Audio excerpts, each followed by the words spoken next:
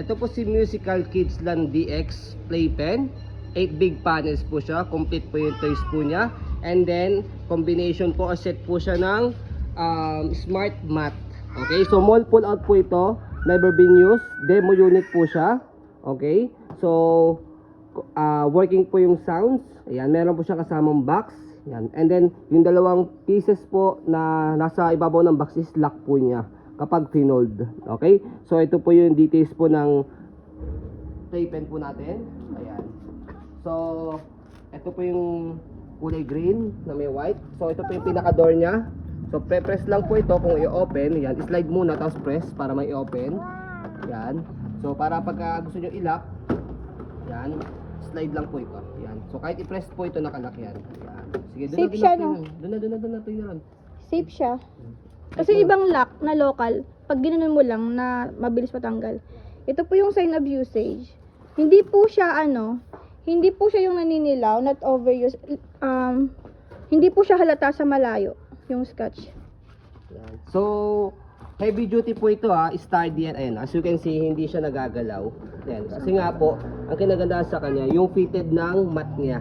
Yan, yun yung nakatulong sa kanya para mas lalo siya maging sturdy, hindi siya gumalaw. Yan.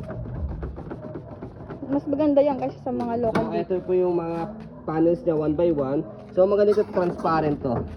Hindi this Kita yung transparent. loob. Naya, peekaboo! Ganyan yung details niya. Yung sketch na yan is very minimal, hindi siya halata sa malayo. Normal siya kasi demo unit. Demo unit, mall pull out again. Pero yung kulay niya, white na white. Hindi siya naninilaw. Wait lang. Tapos ang ganda ng design ng niya, ng toys. Si Eric. Kung familiar kayo sa sa brand name na yan. May mga libro yan eh. Ang ganda ito, naka-inbox pa Ayan, yung ang ganda, bagong-bago para sa akin. Kompleto yung toys kasi nito eh. Ayan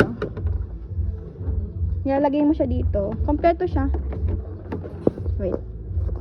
Ayusin ko lang. Nilaro ng anak ko eh, gusto niya. Ayan. Kompleto siya. Bihira po ito. Ayan. Tapos pwede mo siyang i-shoot. Natutuwa mga bata to, gatin na nyo. Wee! Tapos may open. Ayan. Ganun siya laruin. And then ito yung toys, telephone, kompleto rin. Ito. Telephone, ganyan details. Ayan.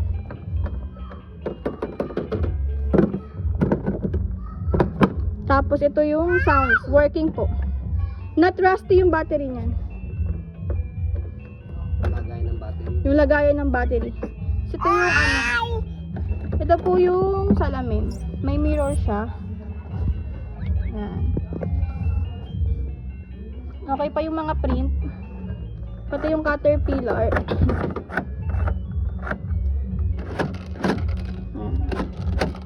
Ito yung dami niyang toys. Ngayon details ng panels. Very minimal yung sign of use. Ayan.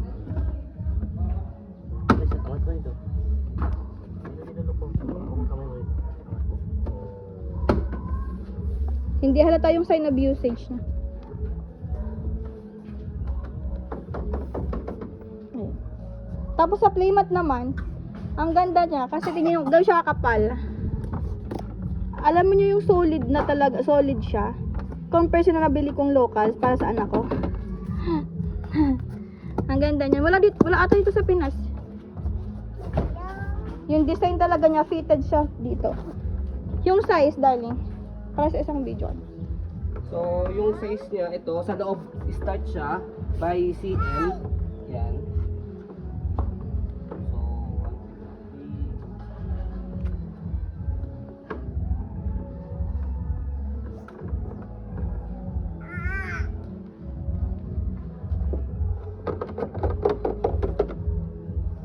So, 158 yung lapad niya. Yan, yung lapad. Tapos yung haba niya mula dito naman 158. Tapos dito yung lapad niya. Same lang din yata to kasi perfect ano to eh. Hexagon ba? Hexagon. Same lang din to for sure. Same lang. Oo, same lang din siya. 158 to 159 yung sukat niya kasi perfect naman siya as hexagon. Yan. Pati playmat ang ganda pa. So yan. Hindi siya sobrang dugyot, hindi siya madumi. Di ba ang puzzle mat yung rubber is dumihin siya? So maganda Siya maganda hindi. po ito to be honest. Yan. Kahit sa kaming kaming seller is maselan din po kami. Kaya pwede rin po ito sa mga masiselang mga buyers po. Ayan. So sobrang laki po ng tipid po ninyo rito kung bibili po kayo ng brand new po na ganito na meron kasamang mat. Orig price nito nasa 15 to 17k si Kidsland. Yan. Tapos yung playmat nasa 2.5 siya. Kaya kinaganda kasi dito yung materials niya as plastic Makapal. is heavy duty saka makapal. Yung sa local natin ganito lang yung kanipis oh. Ito ganito siya. Times 2. Ayun po. So, ito naman yung lock niya pag kinumpay niya lahat. Actually 6 pieces lang talaga siya rito sa box. Oo. Yan. So meron lang talaga siya sinamanan namin ng dalawang extra para maging 8 panels siya. Para mas malaki. Ano, tawag ito, kasya sa hexagon niya. And then, itong dalawang color yan na to, kapag kinumbine siya lahat, yan, dito siya sinushoot. Para pagkabubuhatin, yan, isang buhatan lang sila. Okay na. So ayun po, as you can see, very details po kami mag-video. Kasi sa policy po namin, no refund, no exchange, what you see is what you get. So yun po, maraming salamat. Have a nice day and God bless po.